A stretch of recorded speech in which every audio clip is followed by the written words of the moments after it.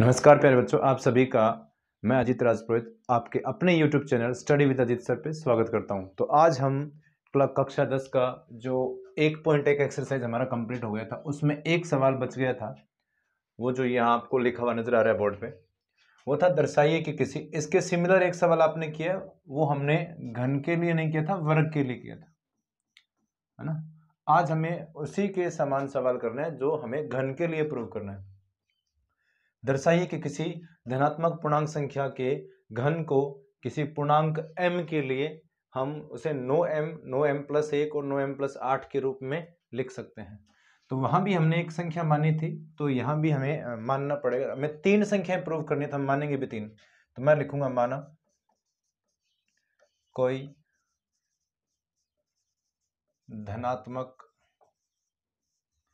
पूर्णांक, उसका नाम मैंने a लिखा और वो संख्या मांग ली मैंने 3m। अब ध्यान से देखना, 3m नहीं मानेंगे, ये तो हमें प्रूव करना है। 3q मानूंगा मैं, और 3q प्लस 1 और 3q प्लस कितना मान लिया मैंने 2। ये वो संख्याएं हैं, धनात्मक संख्याएं हैं, ये धनात्मक संख्याएं हैं। अब ध्यान देना प्यारे बच्चों, जहां आपको लिखना पड़ेगा, जहां ये जो q है वो क्या है, पूर्णांक है। तो a आपने एक संख्या मानी है पूर्णांक, और उसके सामने जो संख्या लिखी ना आपने 3q प्लस 1 और 3q प्लस 2, ये सारी पूर्णांक होनी चाहिए बस। तो अगर q पूर्णांक है तो 3 और q को गुणा करने पे भी पूर्णांक आएगा, 1 जोड़ने पे भी पूर्णांक आएगा। कहने का मतलब ये तीनों संख्याएं पूर्णांक है। अब मैं लिखूंगा प्रश्नानुसार। तो प्रश्नानुसार सवाल ये बोल रहा है कि हमें घन प्रूव करना है। तो आप एक बार एक संख्या लो और उसका हम क्या कर देंगे, घन कर देंगे, मतलब उसका क्यूब कर देंगे। तो ये आ गया a क्यूब। 3 का क्यूब कितना होता है, 27q क्यूब।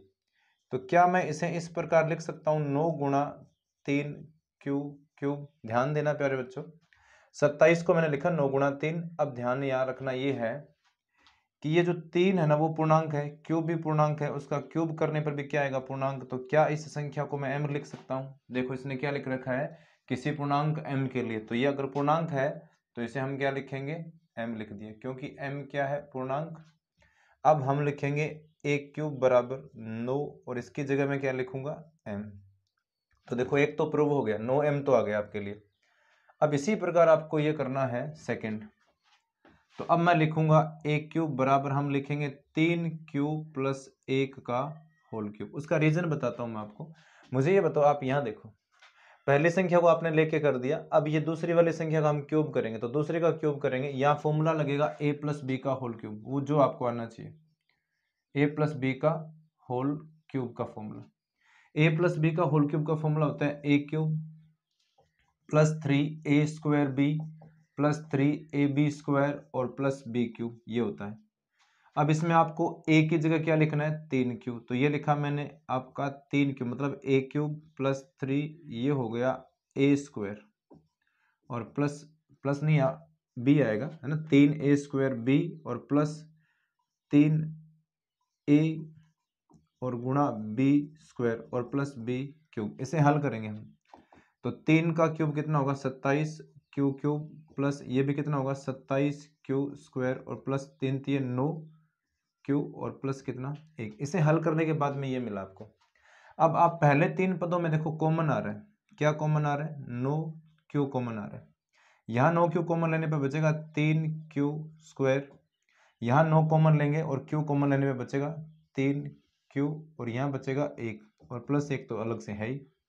अब ध्यान देना प्यारे बच्चों, यहाँ आपको ये जो q इंटू समथिंग ये नजर आ रहा है ना ब्रैकेट में, q into 3q square plus 3q plus 1, ये क्या है, ये पूरा का पूरा पूर्णांक है बच्चों। क्यों है मैं फिर बता देता हूँ, इसे भी समझना जरूरी है कि सर आप तो सीधे लिख रहे हो पूर्णांक, नहीं, क्यों पूर्णांक है। ये देखो, किसी संख्या का वर्ग करते हैं तो भी पूर्णांक आएगा, जोड़ने गुणा करने सब तरीकों से क्या आएगा, पूर्णांक आएगा। तो क्या इसको मैं m लिख सकता हूँ?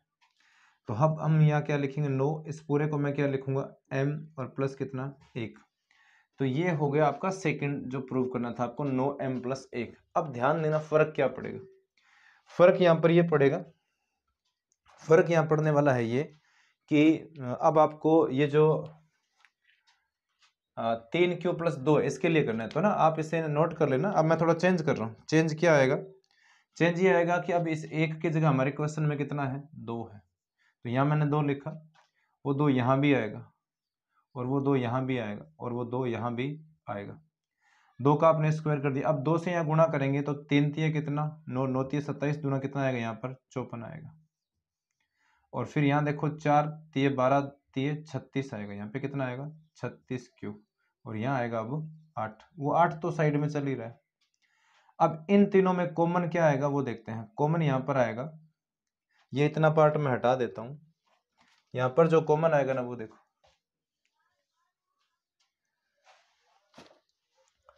अब आपको करना क्या है, इनमें देखिए यहाँ कॉमन आएगा 18, तो 18 क्यों मैंने कॉमन ले लिया। यहाँ क्या 18 नहीं आएगा, सॉरी 18 नहीं आएगा, 18 का भाग इसमें जाता है, इसमें जाता है, पर 27 में जाता है, तो 9 ही आएगा। 9 क्यू, 9 क्यू आपने कॉमन लिया तो यहाँ क्या बचेगा? 3 क्यू स्क्वायर। 9 का भाग इसमें करने पे आएगा 6 क्यू, और 9 का भाग इसमें कितनी बार? 4 बार। अब ध्यान देना, यहाँ ये जो पार्ट है ना, Q square plus 3 Q into 3 Q square plus 6 Q और प्लस कितना आएगा यहाँ पर? 4। इसको मैंने क्या लिखा? m, तो यहाँ आएगा 9m और प्लस कितना? 8। तो ये देखो थर्ड पार्ट भी आ चुका है, जो आपको ये प्रूव करना था, ये पार्ट भी आपका आ चुका है। ये दोनों पहले आ चुके हैं, ये दोनों पार्ट पहले आ गए। तो ये था क्वेश्चन नंबर 5 था, जो एक्सरसाइज 1.1 का था, ये जो लास्ट क्लास में रह गया था। अब हम बात करेंगे 1.2 का। तो 1.2 में क्या, एक्चुअली मैं बताता हूँ आपको। 1.2 में आपको क्या निकालने हैं? HCF और LCM निकालने हैं। अब ये HCF LCM होता क्या है, इसकी बात करेंगे हम। एक्चुअली प्रॉब्लम क्या है कि मेरी थोड़ी तबीयत ठीक नहीं है, इस वजह से मैं बीच में खांस पा रहा हूँ।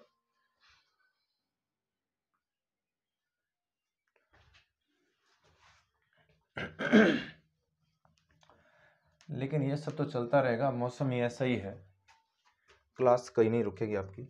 अब ध्यान देना, अब हम पढ़ने जा रहे हैं कि ये HCF क्या होता है और LCM क्या होता है ना। जिनको आप HCF को आप बोलते हो मैस है, महत्तम समापवर्तक, और ये होता है लघुत्तम समापवर्तक लैस है। वैसे तो आपने छोटी क्लासों में पढ़ा होगा, पर इनका एक्चुअल मीनिंग क्या है वो आप इतना डिटेल से नहीं पढ़ते हो। अब ध्यान देना, H का मतलब यहाँ पे है हाईएस्ट, क्या है? हाईएस्ट कॉमन और factor, highest common factor. LCM का होगा least common multiple, least common multiple. बेटा हाईएस्ट का मतलब सबको पता है उच्चतम होता है, कॉमन का मतलब होता है उभयनिष्ठ, क्या होता है? उभयनिष्ठ। और फैक्टर का मतलब होता है गुणन, फैक्टर का मतलब होता है गुणनखंड। और मल्टीपल का मतलब होता है गुणज, क्या होता है? गुणज होता है। कॉमन का मतलब यही हो गया उभयनिष्ठ, और लिस्ट का मतलब हो गया कम से कम या फिर लघुत्तम, है ना, छोटा लघुत्तम, और इसको हम बोलते हैं अधिकतम उच्चतम। तो ध्यान देना बच्चों, आप जिन संख्याओं का HCF निकाल रहे हो तो HCF होता क्या है? उनका अधिकतम एक जैसा गुणनखंड, है ना, अधिकतम एक जैसा गुणनखंड। और लघुत्तम में क्या होता है? वह छोटी से छोटी संख्या जिसमें दी गई सभी संख्याओं का भाग जाए ना, है ना, वो गुणज होना चाहिए, कॉमन गुणज होना चाहिए जिसमें दी गई सभी संख्याओं का भाग जाए। अब ये तो बात होगी इनकी बेसिक थ्योरी की, लेकिन अब जब क्वेश्चन करेंगे ना, तो क्वेश्चन में आपको इस प्रकार से इतनी बातें नहीं सोचनी है। क्वेश्चन में हम क्या करेंगे, क्वेश्चन में आपको सिंपल करना क्या है, उसमें तो एक ट्रिक बताता हूँ मैं आपको। एक एग्जांपल लेते हैं हम, और एग्जांपल ये रहेगा, एक संख्या लिए मैंने, मान लीजिए क्वेश्चन ले रहे हैं, एक संख्या मैंने ली 18 और दूसरी संख्या मैंने ले ली 12। आप इनके अभाज्य गुणनखंड करो।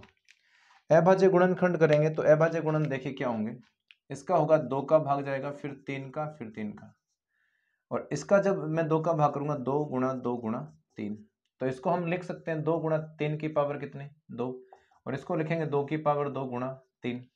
अब अगर मैं LCM लिखूं, क्या लिखूं मैं? LCM। तो LCM होता क्या है? List common multiple. इसका मतलब ये है सबसे छोटी संख्या लेनी है, लेकिन उसमें इन दोनों संख्याओं का भाग जाना चाहिए। तो ट्रिक ये है कि आपको समान संख्या की बड़ी घात लेनी, एलसीएम में समान संख्या की बड़ी घात। तो यहाँ 2 है, यहाँ भी 2 है, पर बड़ी घात कौन सी है? 2। यहाँ 3 और 3 समान है, पर बड़ी घात कौन सी है? 3 की पावर 2। तो यहाँ से आंसर कितना आएगा? 2 की पावर 2 मतलब 4, 3 की पावर 2 9, कितना आएगा? 36। अगर मैं बात करूं HCF की, तो HCF में क्या करना है आपको? HCF में समान संख्या की छोटी घात लिखनी है, ये वाली लिखनी है, और यहाँ छोटी ये है तो ये लिखनी है। अब ये हो गया HCF कितना? 6। अब एक एग्जाम्पल और लेता हूं मैं अलग से, वो ये है, एक संख्या मान लीजिए 10 है और दूसरी संख्या मैंने ले लिया 12 ले ली, ठीक है। अब ध्यान देना, इसमें आएगा 5 गुणा 2 और इसमें आएगा 2 की पावर 2 और गुणा में कितना? 3। अब इसमें एलसीएम लिखना है, तो इसमें तो संख्या ये चलो सेम है, 2 और 2 तो सेम है, तो 2 की बड़ी पावर लेनी है, तो 2 की पावर 2। लेकिन यहाँ ध्यान से देखना बच्चों, 5 और 3 है ना, ये दोनों सेम नहीं है ना, फिर भी एलसीएम में इनको लिखना है, एलसीएम में इनको लिखना है। एलसीएम में जो संख्या अलग होती है, अलग गुणनखंड होते हैं, उनको लिखा जाता है। तो यहाँ से कितना आएगा? यहाँ से आएगा ये 60। अगर बात करूं मैं HCF की, तो HCF में ध्यान देना, केवल समान संख्याओं के छोटी घातें लिखी जाती है। तो यहाँ पर 2 है ना, 2 उसकी पावर 1 है और यहाँ 2 की पावर 2 है, तो छोटी घात कौन सी हो गई? 2। तो ये आपका होगा आंसर LCM HCF, और ये हो गया LCM, ठीक है। अब हम बात करेंगे क्वेश्चंस की। तो आपकी एक्सरसाइज में पहले क्वेश्चन में 1.2 का जो पहला क्वेश्चन है, उसमें ये लिखा हुआ है, कुछ आपको संख्याएं दी हुई है और उन संख्या में आपको निकालना क्या है? उन संख्या में आपको निकालना है अभाज्य गुणनखंड करना है। हमें इन संख्याओं का क्या करना है? अभाज्य गुणनखंड करना है। तो ध्यान से देखो, पहला जो सवाल है आपकी बुक का 1.2 एक्सरसाइज का, कौन सी एक्सरसाइज चल रही है? 1.2, और उसका पहले का पहला सवाल करवा रहा हूं, उसमें लिखा हुआ है 140 के अभाज्य गुणनखंड करो। कौन से करने हैं आपको? अभाज्य गुणनखंड करने हैं। तो अभाज्य गुणनखंड करने आपने सीखे हुए हैं कि कैसे होते हैं। 140 के 2 का भाग करने पे कितना आएगा? 70। फिर 2 का भाग करने पे कितना आएगा? 35। फिर 3 का भाग नहीं जाएगा, फिर किसका जाएगा? 5 का जाएगा। कितनी बार जाएगा? 7 बार। फिर 7 का भाग 1 बार। ऐसे करते हैं ना। तो अब आपको करना क्या है? 140 है ना, उसको अभाज्य गुणनखंडों के रूप में लिखना है। तो इसके अभाज्य गुणनखंड होंगे 2 गुणा 2 गुणा 5 गुणा 7, इस प्रकार। अब इसके बाद में जो क्वेश्चन है आपका, वो क्वेश्चन देखिए क्या है। उसके बाद में लिखा हुआ है 156। तो 156 वाला मैं करवा देता हूँ। 156 लिखा हुआ है, 156 के अभाज्य गुणनखंड, इसमें 2 का भाग जाएगा कितनी बार? 7 बार। फिर 2 का भाग 8 बार। फिर 2 का भाग इसमें कितनी बार जाएगा? 36 बार, है ना। 2 का भाग इसमें जाएगा 36 बार। फिर 2 का भाग इसमें कितनी बार जाएगा? ध्यान से देखना, 36 बार। देखते हैं एक बार, 13 6 की 78 होता है ना, तो 36 बार नहीं जाएगा। देखते हैं, 2 का भाग इसमें जाएगा पहले 3 बार, और फिर 9 बार जाएगा ना। 2 का भाग इसमें कितनी बार जाएगा? 9 बार। अब इसमें 3 का भाग जाएगा कितनी बार? 13 बार। और 13 का भाग जाएगा इसमें कितनी बार? 1 बार। तो 156 के जो अभाज्य गुणनखंड है ना, वो हो गए 2 गुणा 2 गुणा 3 गुणा 13। ये इसके अभाज्य गुणनखंड हो गए। अब बात करूं अगर मैं थोड़े और बड़ी संख्याओं के, तो उसके बाद में तीसरा आप अपने आप करना, मैं चौथा करवा रहा हूं। ये तो था दूसरा, पहले का दूसरा ना, पहले का दूसरा था ये। इसके बाद में चौथे में आपको ये दे रखा है कि 5005 है, और इसके क्या करने? अभाज्य गुणनखंड। तो पहले इसमें 5 का भाग जाएगा 1 बार, 0 0 1 बार। अब इसमें भाग जाएगा 7 का, देखो 7 का भाग इसमें 1 बार जाएगा। फिर 3 बचा ऊपर से 0, 7 चौके 28। फिर 4 बचा, 7 चौके 28 मतलब कितना बचेगा? 2। तो 7 3 21। अब इसमें 11 का भाग जाएगा 13 बार, और फिर 13 का भाग जाएगा 1 बार। तो इस 5005 के अभाज्य गुणनखंड क्या क्या हो गए? 5 हो गया, 7 हो गया, 11 हो गया और 13 हो गए। ये इसके अभाज्य गुणनखंड हो गए। अब इसके बाद में ये तो आपका फर्स्ट क्वेश्चन हो गया। इसमें एक और बच गया, तो ना सारे तो सिंपल है, आपको अभाज्य गुणनखंड करने। तो सेकंड क्वेश्चन करवाऊंगा मैं अब। सेकंड में देखिए, तरीका सीखना होता है, बाकी तो प्रैक्टिस, देखो प्रैक्टिस खुद को करनी पड़ती है। टीचर आपको केवल डायरेक्शन दे सकते हैं। टीचर की ज्यादा मेहनत करने से स्टूडेंट के कभी ज्यादा अंक नहीं आते हैं। टीचर केवल आपको डायरेक्शन देता है। अब सेकंड नंबर जो क्वेश्चन है ना, क्वेश्चन नंबर सेकंड, उसमें आपको एलसीएम निकालना है, फिर एचसीएफ भी निकालना है, और साथ में ये भी प्रूव करके दिखाना है कि उन दोनों संख्याओं का एचसीएफ और एलसीएम का गुणा उन दोनों संख्याओं के गुणा के बराबर होता है। तो ध्यान देना, पहला जो सवाल है इसमें वो संख्याएं दे रखी है 26 और 91। अब ध्यान देना, आपको करना कि आपको 26 का अभाज्य गुणनखंड करो। 2 का भाग जाएगा 13 बार, है ना, इतना ही होगा। और 91 जो दे रखा है उसमें 7 का भाग जाएगा 13 बार, है ना, 13 7 91। अब बच्चों हमें तो HCF चाहिए, पहले मान लो HCF निकाल रहे हैं, तो HCF में समान संख्या को लिखा जाता है, वो भी कौन सी पावर, छोटी। तो यहाँ दोनों सेम है तो 13 लिख दिया। LCM में यह ध्यान रखना 13 तो आएगा ही, 2 भी आएगा और 7 भी आएगा। तो इसको हल करने पे ध्यान देना, 13 और गुणा कितना है, 14। तो इसको जब हल करेंगे हम तो कितना आएगा, 182 आएगा। ठीक है, ये आपका LCM आ गया। अब हमें ये प्रूव करना है कि इनका LCM HCF बराबर आ रहा है, गुणा करने पर A गुणा B के बराबर आ रहा है क्या। तो ध्यान देना, HCF हमारे क्वेश्चन में कितना आया, 13, LCM कितना आया, 182, और A और B को जब गुणा करेंगे तो वो कितना है, 26 और 91। अब ध्यान देना, इनको जब गुणा करेंगे तो ध्यान देना, 13 दूना 26, हासिल कितना बचा, 2, 13 8 कितना हो गया, 113, 13 7 91 होता है ना, 91 और 104, 104 और 2 कितना, 106, 10 13 और 23 हो गए, 23 66 आएगा, इसको गुणा करने में इतना ही आएगा, 2366, दोनों बराबर आ गया। इसका मतलब ये प्रूव हो गया। तो इसमें भी मैं आपको एक क्वेश्चन और करवा देता हूं, और वो है इसका थर्ड। ये तो फर्स्ट था, इसका थर्ड करवाता हूं मैं आपको अभी। ठीक, सेम ही आपको काम करना है। क्वेश्चन नंबर सेकंड का कौन सा, थर्ड। सेकंड के थर्ड में देखिए क्या लिखा हुआ है। सेकंड के थर्ड में लिखा हुआ है 336 और दूसरी जो संख्या वो है 54, मतलब 54। तो इसमें आपको करना क्या, आप ध्यान से देखना। पहले हम 336 है ना, अब 336 के हम अभाज्य गुणनखंड करेंगे तो 2 का भाग करने से 336 का 300 का आधा हो गया, 150, 36 का 18, 168, 168 में 2 का भाग करने पे कितना आएगा, 84, 84 में 2 का भाग करने पे 42 आएगा, 42 में 2 का भाग करने पे 21 आएगा, और 21 को लिखे हम 3 गुणा 7। एक बार फिर देखो, 7 ही 21 दूना 84, 84 दूना कितना, 84 दूना 168, 168 दूना कितना, एक बार फिर मैं क्लियर करता हूँ। इसमें हम 2 का वैसे कर लेना चाहिए ना, गलती नहीं होगी। तो यहाँ हम करेंगे 336, 2 का फिर कितना, एक बार, फिर 6 बार, और फिर कितना, 8 बार, फिर 2 का कितना, 8 बार, 4 बार, फिर 2 का कितना, 42, फिर 2 का कितना, 21, फिर 3 का, फिर 7 का, है ना। ठीक है, ये बिल्कुल सही है। 2 की पावर कितनी है हमारे पास, 4, 3 गुणा कितना, 7। अब हमारे पास कौन सी संख्या है, 54, 54 में 2 का भाग करने पे कितना आता है, 27, 27 को मैं लिखूंगा 3 की पावर 3। अब ध्यान देना प्यारे बच्चों, आपको LCM चाहिए, क्या चाहिए, LCM। तो LCM में जो समान संख्या होती है उसकी बड़ी घात आती है, 2 की पावर 4 आएगी, फिर 3 की पावर बड़ी कौन सी है, 3, और 7 जो अलग है वो लिखना है। इसी प्रकार हम HCF लिखेंगे, तो HCF आपको करना क्या है, समान संख्या की छोटी घात लिखनी है। तो यहाँ 2 की पावर देखो 4 है, और यहाँ 2 की पावर कितनी है, 1, तो छोटी पावर लिखनी है आपको। 3 की पावर 3, और इसमें 3 की पावर 1 है, तो छोटी पावर कितनी है, ये, तो आंसर कितना आएगा, 6। अब आपको यहाँ ना ये तो अपने आप चेक करना चाहिए कि LCM और HCF को अगर हम गुणा करें तो ये A गुणा B के बराबर आएगा ना। तो आपके पास LCM HCF आ गया, A B का मान दिया हुआ है, गुणा करके आपको अपने आप चेक करना चाहिए, बराबर ही आएगा। ठीक है, तो अब हम बात करेंगे क्वेश्चन नंबर थर्ड की, और उसमें क्या लिखा हुआ है। उसमें भी आपको LCM और HCF निकालना है, उसमें भी एक आध मैं करवा देता हूँ।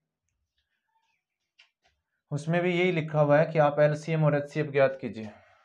तो ध्यान देना बच्चों, उसमें ये लिख रखा है, मैं क्वेश्चन लिख देता हूँ, थर्ड का फर्स्ट लिख रहा हूँ मैं, थर्ड क्वेश्चन का फर्स्ट है, और उसमें लिख रखा है एक संख्या 12 है, एक संख्या 15 है, और एक संख्या 21 है। इन संख्याओं को आपको क्या करना है, इन संख्याओं के आपको पहले तो अभाज्य गुणनखंड करने। तो इसका कितना होता है, 2 की पावर 2 और गुणा कितना, 3। इसको मैं लिखूंगा 5 गुणा कितना, 3, और इसको हम लिखेंगे 7 गुणा कितना, 3। तो पहले तो आप ना इनका HCF लिखो। HCF अगर हम लिखते हैं तो मुझे ये बताओ, HCF हमें लिखना है तो HCF कैसे आता है, छोटी पावर लिखी जाती है। कौन सी पावर लिखनी है, छोटी पावर लिखनी है आपको। तो मुझे ये बताइए कि HCF की अगर लिखना है तो इसमें 3 की पावर कितनी आ रही है, 1, और बाकी कोई सेम नहीं है तो HCF इतना ही होगा। ठीक है, उसके बाद में अगर बात करूं मैं LCM की, तो LCM में आपको सेम संख्या की तो बड़ी पावर लिखनी है, लेकिन यहाँ 3 की पावर सभी सेम है तो एक बार लिखना है। उसके बाद में 2 की पावर 2 भी आएगा, 5 भी आएगा, और 7 भी आएगा, ये सारे आएंगे। तो ये यहाँ इनको गुणा कर लेना ना, ये आएगा 7 21, 21 गुना 42, 420 आएगा। तो इसके बाद में इसका एक पार्ट और करवा देता हूं मैं इसी सवाल का, और उसमें देखते हैं क्या लिखा हुआ है। तो इसका जो पार्ट है सेकंड, थर्ड क्वेश्चन का सेकंड पार्ट में लिखा हुआ है, एक संख्या है 17, एक है 23 और एक है 29। अब इन संख्याओं के अभाज्य गुणनखंड वैसे होते नहीं है, पर 17 गुणा 1 और 23 गुणा 1 और 29 गुणा 1 लिख सकते हैं। अगर बात करूं मैं HCF की, तो HCF में क्या लिखा जाता है, सेम संख्या। तो सेम क्या है इसमें, 1। और LCM लिखेंगे तो LCM में पता है सभी संख्याओं को लिखा जाता है जो अलग अलग होती है, सेम होती है उसकी बड़ी घात लिखी जाती है। ये हो गया। अब इनको गुणा करने पे आएगा 11,339। ठीक है, ये आपका LCM आ गया।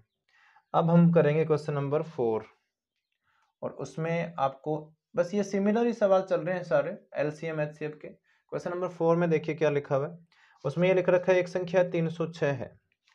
एक क्वेश्चन नंबर 4 की बात कर रहा हूं मैं, और एक संख्या है 306, मान लो ये A है। दूसरी संख्या B है जो है 657 है, 657 है। अब A और B के आपके पास मान दे रखे हैं, इनके अलावा आपको एक HCF भी दिया हुआ है। HCF कितना दे रखा है, HCF दे रखा है 9, और आपसे पूछा गया है कि LCM निकालो। अब आप लोगों को एक बात तो पता चल गई कि यहाँ हमें ये पता है कि एक संख्या का, दो संख्याओं का LCM और HCF का जो गुणनफल है ना, वो बराबर होता है उन दोनों संख्याओं के गुणनफल के बराबर। तो हमें LCM निकालना है, तो हमारे पास HCF कितना है 9, A का मान कितना है हमारे पास 306, और B का मान है हमारे पास 657। तो हमें LCM निकालना है, तो ये 9 कहाँ चला गया, भाग में। 657 अपनी जगह है, और ये 9 भाग में चला गया। 9 से ये कटता है, 9 3 27, बचा कितना 3, 9 चौके 36। तो 34 को गुणा करना है आपको 657 से, और इनको गुणा करने पे आएगा 22,338, है ना, 22,300। आप गुणा करके देख लेना, वैसे मैं गुणा क्या करवा रहा हूँ आपको। अब इसके बाद में क्वेश्चन नंबर 5 देखो। 5 में ये लिखा हुआ है किसी प्राकृत संख्या n के लिए 6 की पावर जो n है ना, वो क्या 0 पर समाप्त होती है क्या। क्वेश्चन लिखता हूं मैं, क्वेश्चन नंबर ये 5 है। क्वेश्चन नंबर 5 लिखा हुआ है किसी प्राकृत संख्या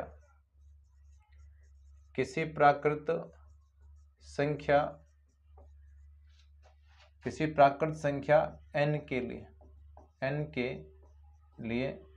6 की पावर n 0 पर समाप्त होता है, 0 पर समाप्त होती है। ये संख्या 0 पर समाप्त होती है क्या, हमें ये जांचना है। जांच कीजिए कि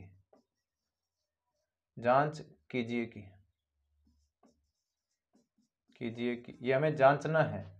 तो हमारे पास जो संख्या है ना, वो संख्या क्या है हमारे पास संख्या है 6 की पावर n, और यहाँ जो n है ना वो क्या है, प्राकृत संख्या। क्या है, प्राकृत संख्या। प्यारे बच्चों ध्यान देना, प्राकृत संख्या वैसे सबको पता है 1 से स्टार्ट होती है, 1 2 3 4 5 ऐसे चलता रहेगा। तो ये सारी संख्या क्या कहलाती है, प्राकृत संख्याएं। तो सबसे पहले हम n का मान कितना रख सकते हैं, n बराबर 1 रखने पर, क्योंकि सबसे छोटी प्राकृत संख्या ये होती है। n का मान जब मैं 1 रखूंगा तो हमारे पास संख्या क्या बनेगी, जब n का मान 1 रखा तो संख्या 6 ही आएगी। जब n का मान 2 रखेंगे, n का मान इसमें 2 रखने पर हमारे पास संख्या क्या बनेगी बच्चों, संख्या बनेगी भाई n का मान 2 लिख दिया तो कितना आ गया 36। इसी प्रकार मैं एक बार n का मान 3 रखूंगा, तो अब ये लास्ट बार चेक कर रहे हैं हम, तो संख्या ध्यान देना, संख्या बनेगी 6 की पावर 3, n का मान रखा है मैंने 3, तो आंसर आएगा 216। तो ये संख्या 6 पे खत्म हो रही है, ये भी 6 पे खत्म हो रही है, और ये भी 6 पे। तो अब हम लिखेंगे अतः किसी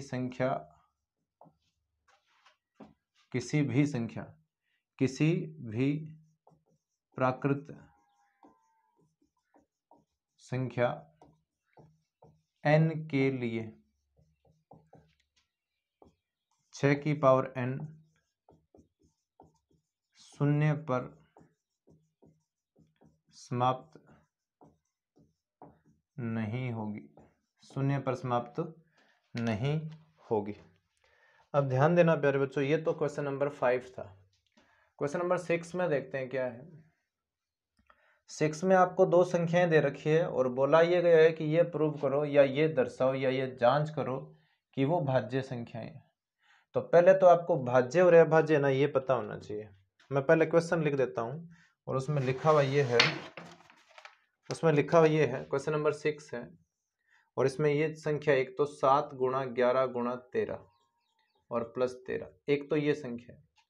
और जो दूसरी संख्या है ना, तथा मैं लिख देता हूँ, दूसरी संख्या है 7 गुणा 6 गुणा 5 गुणा 4 गुणा 3 गुणा 2 गुणा 1 और प्लस कितना लिखा हुआ है 5। आपको ये बताना है कि ये दोनों संख्याएं जो है ना, ये दोनों संख्या क्या है, भाज्य संख्याएं हैं।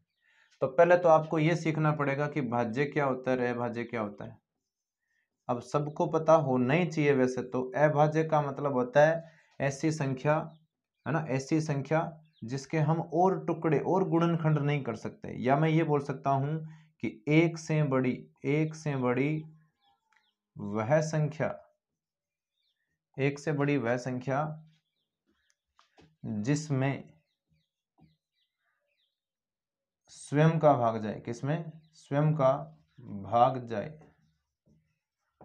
ठीक है, एक से बड़ी होनी चाहिए, स्वयं का भाग जाना चाहिए, या तथा एक का भाग जाए, एक का भाग जाए परंतु और किसी भी संख्या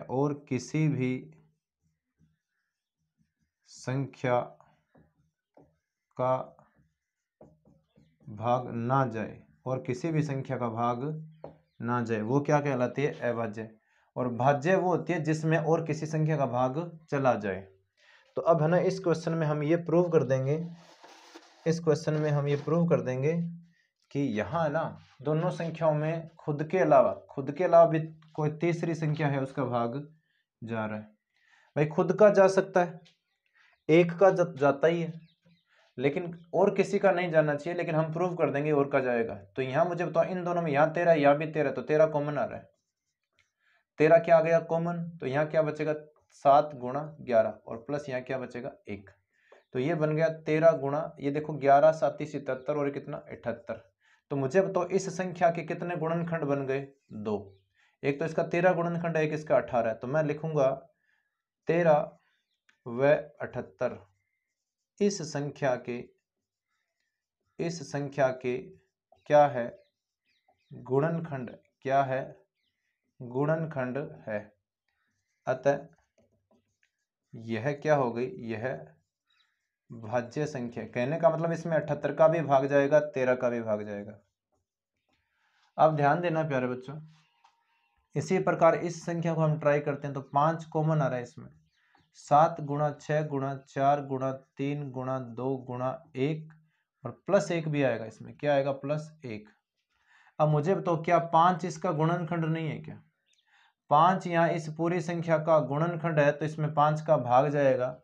तो इसलिए ये संख्या भी क्या हो गई, एक, ये संख्या भी हमने क्या प्रूव कर दी, एक क्या हो जाएगी, भाज्य संख्या। नोट कर लिया करो आप, बड़े सिंपल सवाल है। इस प्रश्नावली में से एग्जाम में पुराने पैटर्न के हिसाब से अगर मैं बात करूं तो इसमें से 2 सवाल छोटे आएंगे और एक सवाल आएगा बड़ा 2 नंबर का। 7वां क्वेश्चन और 1.2 एक्सरसाइज का आज का इस क्लास का लास्ट क्वेश्चन, ठीक है, और 1.2 कंप्लीट भी हो जाएगी। इस सवाल को आपको थोड़ा मैं डिटेल से समझा देता हूं। इस सवाल में ये लिखा हुआ है कि एक सोनिया है जो एक वृत्ताकार पथ है, ध्यान से समझना, मैं आपको ग्राफिकली भी समझा देता हूँ। यहाँ एक वृत्ताकार पथ है, उस पथ पर यहाँ रनिंग ट्रैक है ये, तो यहाँ से 2 बच्चे भाग रहे हैं, एक का नाम सोनिया है और दूसरे का नाम क्या है, रवि है। तो ये 2 लोग यहाँ से एक जगह से एक समय पे भागना स्टार्ट करते हैं, लेकिन ये जो सोनिया है उसको ये एक चक्कर पूरा करने में कितना मिनट लगता है, 18 मिनट। सोनिया को एक चक्कर पूरा करने में कितना मिनट लग रहा है, सोनिया को कितना टाइम लग रहा है, 18 मिनट का टाइम लग रहा है। और रवि उसी चक्कर को कितने समय में पार करेगा, 12 मिनट में, उस पूरे चक्कर को 12 मिनट में। तो इसमें यह बोला गया है कि वो ना ऐसे चक्कर लगा रहे हैं, तो वो ना कभी तो वापस यहाँ आएंगे ना एक साथ। तो ये मैं आपको थोड़ा प्रैक्टिकली सिखाता हूँ। मुझे बताओ 18 मिनट में ये लड़की देखो पूरा चक्कर लगा रही है, पर 18 मिनट जब होंगे तो लड़का तो वो चक्कर लगा चुका होगा, क्योंकि वो तो 12 मिनट में निकल गया ना पूरा, उसका चक्कर तो 12 मिनट में पूरा हो गया। तो अगर इसको एक चक्कर में 12 मिनट लगे तो उसको एक चक्कर में 18 लगे हैं, तो इसका जब एक चक्कर और होगा तो वो तो 24 मिनट में 2 चक्कर पूरे कर देगा, और इसके 2 चक्कर होंगे 36 मिनट में। लेकिन जब इसके 36 मिनट होंगे तो क्या ये एक चक्कर और 12 मिनट का, एक 12 मिनट का, फिर दूसरा 12 मिनट का, फिर तीसरा भी 12 मिनट का, तो कितना हो गया 36। तो ध्यान से समझ लेना, 36 मिनट है ना, 36 मिनट में ये लड़की तो 2 ही चक्कर लगा पाएगी, पर ये लड़का 36 मिनट में कितने चक्कर लगा देगा, 3। तो वो दोनों एक साथ आ जाएंगे। पर इसको ऐसे नहीं करना है, हमें तरीके से करना है, दोनों एक साथ आएंगे तो इसके लिए आपको है ना एस तथा आर का क्या निकालना पड़ेगा, आर का एलसीएम निकालना पड़ेगा। तो अब मुझे बताओ ये जो 18 है इसके अभाज्य गुणनखंड, 18 के अभाज्य गुणनखंड 2 गुणा 3 की पावर 2, और 12 के अभाज्य गुणनखंड क्या होता है 2 की पावर 2 गुणा 3। अब ये देखना हमें एलसीएम निकालना है, तो 2 की पावर बड़ी आएगी ना एलसीएम में, तो और 3 की पावर भी कौन सी आएगी, बड़ी। तो आंसर कितना आएगा 36 मिनट। कहने का मतलब ये 36 मिनट बाद है ना वापस ये दोनों एक साथ आ जाएंगे। तो ये था क्वेश्चन नंबर 1.2 का 7वां, और ये आपकी 1.2 क्या हो गई, कंप्लीट हो गई है बच्चों। 1.2 एक्सरसाइज क्या हो गई है, कंप्लीट हो गई है। बाकी बातें हम करेंगे नेक्स्ट डे, और आज इतनी ही बात करते हैं। धन्यवाद, देखते रहिए स्टडी विद अजीत सर।